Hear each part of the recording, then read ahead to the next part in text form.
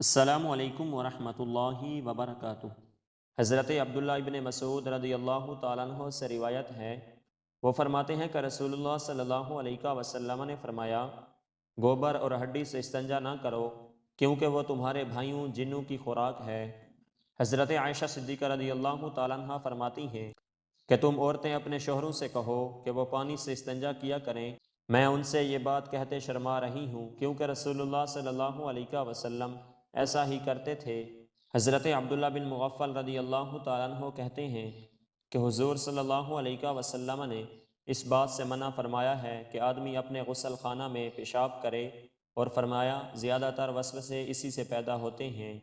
حضرت ابو ہریرہ رضی اللہ تعالیٰ عنہ سے روایت ہے، فرماتے ہیں کہ رسول اللہ صلی اللہ علیہ وسلم نے فرمایا، اگر مجھے اپنی امت کو حرج اور مشقت میں مبتلا کرنے کا خطرہ نہ ہوتا تو میں انہیں ہر نماز کے ساتھ مسواک کرنے کا حکم دیتا